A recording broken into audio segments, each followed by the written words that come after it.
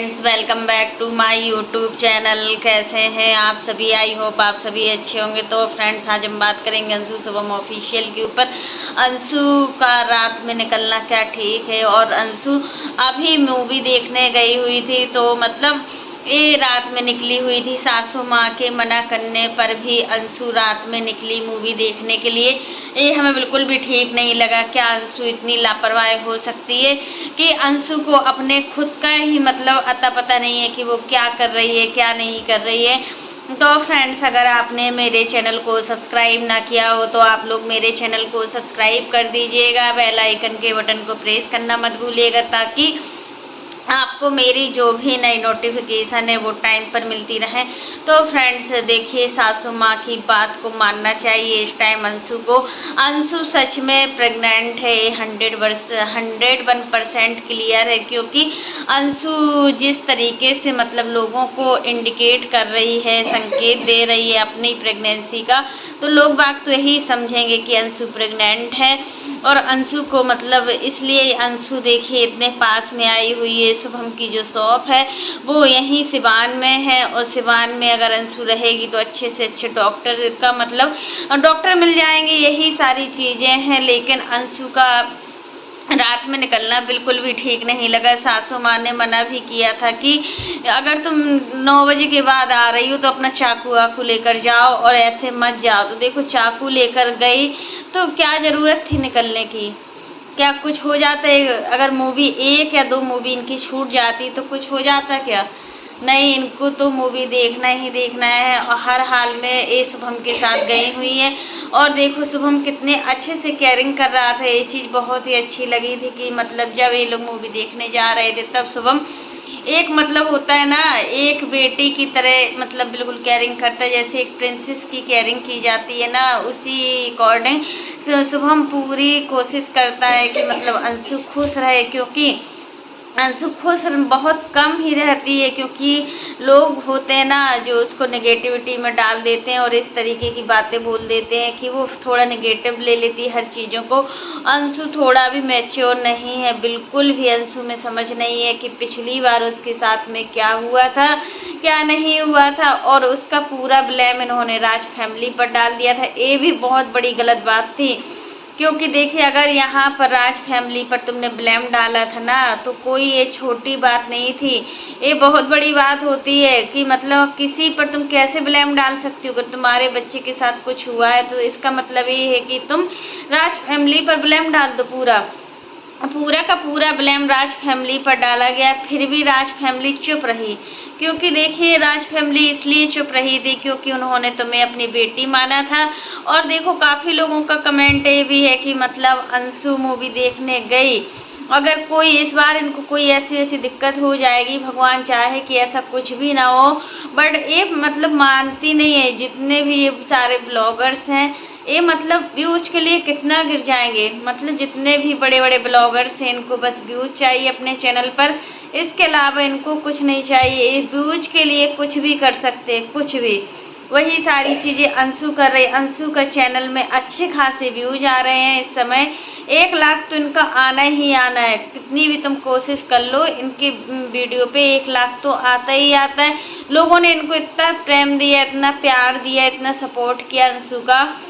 अंशु ने अपनी जो कंडीशन बताई थी सोशल मीडिया पर, जॉस टॉक पर, जो भी इन्होंने अपनी कंडीशन बताई थी कि इनकी फैमिली नहीं है, इनके मम्मी पापा भाई बहन कोई नहीं है, अनाथ हैं, तो फिर इस वजह से लोगों ने इनको और ज़्यादा सपोर्ट किया। और राज फैमिली की वजह से आज जो भी चीज़ है वो अंशु, राज फैमिली की वजह से, अंशु इस चीज़ को माने या ना माने, बट राज फैमिली ने अंशु को इस काबिल बना दिया है कि अंशु पैसे छापने की मशीन बन गई है। और देखो, अच्छा खासा पैसा छाप भी रही है सोशल मीडिया से।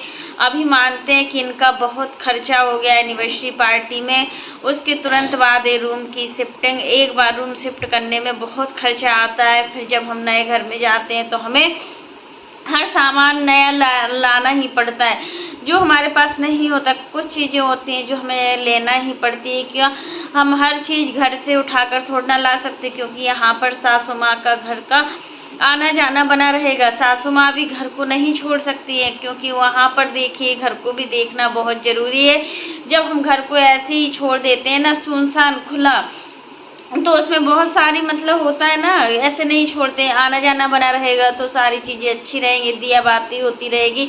और जब घर में दिया बाती होती रहती है ना तो उस घर में नकारात्मकता का वास नहीं होता है, क्योंकि नेगेटिविटी तो आजकल हर चीज़ों में इतना कूट कूट के भरी हुई है कि नेगेटिविटी के कारण कोई अपना डिसीजन भी सही से नहीं ले पा रहा है। तो अंशु को अब बहुत ही ज़्यादा सिक्योर होने की ज़रूरत है। अंशु को हर हाल में अपने आप को संभालने की ज़रूरत है, क्योंकि देखिए अंशु के अंदर अभी बिल्कुल भी समझ नहीं है, बिल्कुल भी। हाँ, पहले से थोड़ा समझ आया है कि पहले तो ये किसी की बात नहीं मानती थी। पहले अगर गुस्सा हो जाती थी ना तो 2-2 दिन तक ये उठती नहीं थी, खाना नहीं खाती थी। बट फिर शादी हुई इनकी, शादी के बाद इनका थोड़ा फिर से सिस्टम ख़राब हो गया। इनको मतलब बात बात पर अगर कोई इनको समझाता था तो इनको बुरा लग जाता था।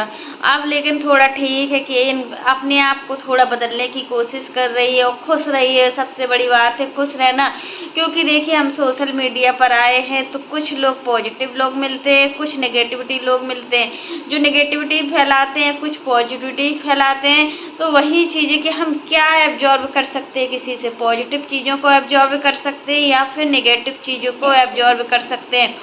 क्योंकि जब हम पॉजिटिव चीज़ों को एब्जॉर्ब करते हैं ना तो इससे हमारा मन अच्छा रहता है, और नेगेटिव चीज़ें जब हमारे दिमाग में आएंगी ना तो हमारा दिमाग काम करना ही बंद कर देगा। इसलिए हमें नेगेटिव चीज़ों से बहुत दूर रहना चाहिए और नेगेटिविटी के सामने आना भी नहीं चाहिए। तो अंशु को इन सारी चीज़ों की समझ होना चाहिए कि आखिर तुम्हारे साथ पहले जो भी हुआ वो अच्छा नहीं हुआ।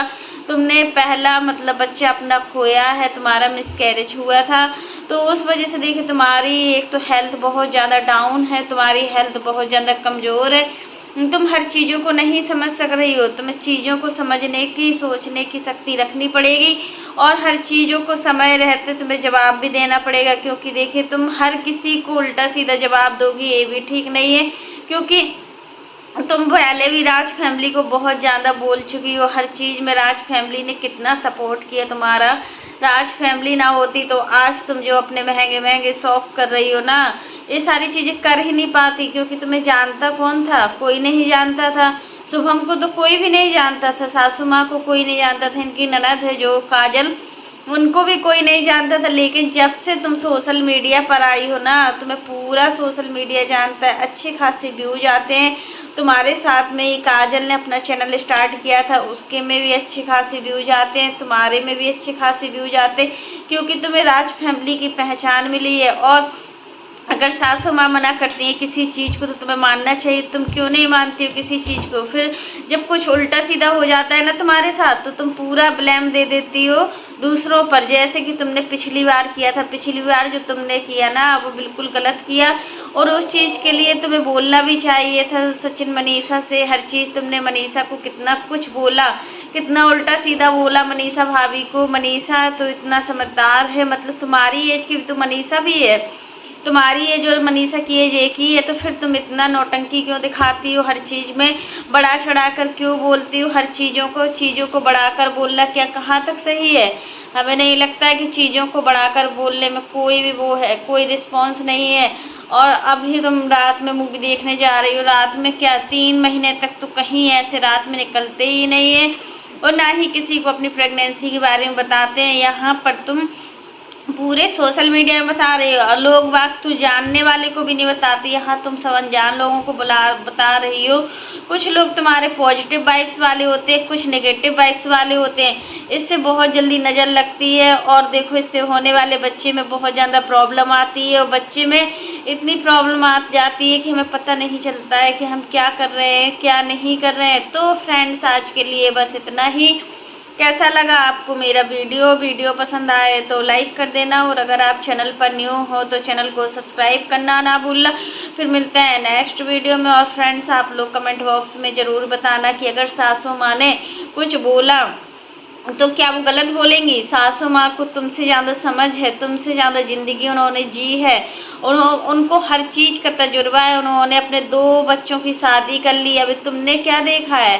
तुमने कुछ नहीं देखा है अपनी लाइफ में। तुम अभी कितना 22-23 की होगी, मुश्किल से 22 की होगी, लेकिन सासू माँ की तुम बातों को हमेशा ही मतलब इग्नोर कर देती हो, और शुभम का और सासू माँ का हमने देखा, शुभम का अपनी माँ के साथ रिश्ता बहुत ही अच्छा है। कभी भी शुभम अपनी माँ को जवाब नहीं देता है, तो सासू माँ तुम्हारा बुरा क्यों चाहेंगी?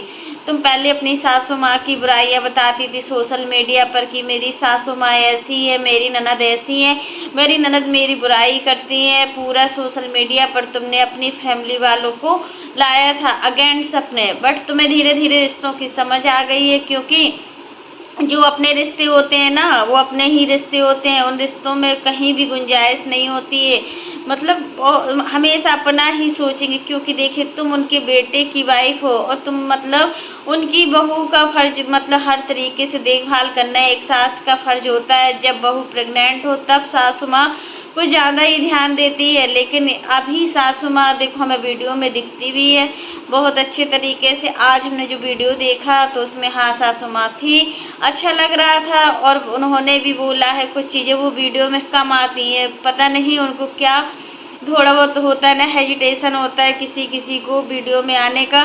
शायद हमें लग रहा है उनको वही चीज़ की प्रॉब्लम है कि वो मतलब थोड़ा शर्माती हैं वीडियो में आने के लिए। देवर भी अंशु के घर में थे, वहीं बैठे हुए थे। अंशु ने चाय बनाई हुई थी, इस पूजा में भी सारे लोग थे, देवर भी थे, सासू माँ थी। देखो पूजा तुमने नहीं की, तुम यहाँ पर देखो तुम्हारा चाबी लेकर जाना, पूजा ना करना, एनिवर्सरी में मेहंदी ना लगाना, तो सच में तुम प्रेग्नेंट हो। और जब तुम अब रिवील करोगी तो सबको बहुत अच्छा लगेगा, क्योंकि देखिए कोई भी तुम्हारा बुरा नहीं चाहता, हर कोई तुम्हें मतलब पसंद करता है। आज तुम ऑडियंस की वजह से इतने आगे बढ़ी हो। आज अगर तुम्हारी ऑडियंस तुम्हारे साथ ना होती ना, तो तुम इतने आगे नहीं बढ़ पाती, क्योंकि ऑडियंस के बिना कुछ भी नहीं है। एक ब्लॉगर ऑडियंस के बिना कुछ भी नहीं है। तो इसलिए तुम्हें हमेशा जो तुम्हारे अगेंस्ट वीडियो बनाते हैं तो उसमें थोड़ा देख लेना चाहिए कि वो तुम्हारे शुभचिंतक हैं, तुम्हें कुछ बताना चाह रहे हैं, तुम्हारे लिए कुछ बोलना चाह रहे हैं। तो होता है कि अंशु पहले से तो थोड़ा अंशु में सुधार आया है, बट धीरे धीरे सुधार आएगा। एकदम से हर किसी में सुधार नहीं आ पाता, चाहे हम हो या फिर तुम हो। एकदम से सुधार आना बहुत बड़ी बात होती है, लेकिन शुभम बहुत अच्छे तरीके से अंशु को समझाता है, हर चीज़ बताता है। शुभम जैसा पार्टनर मिलना बहुत मुश्किल की बात है, इसलिए हमेशा अपनी फैमिली के साथ खुश रहो, आगे बढ़ो और ऐसे ही कामयाबी पाती रहो। तो फ्रेंड्स आज के लिए बस इतना ही, तब तक के लिए बाय।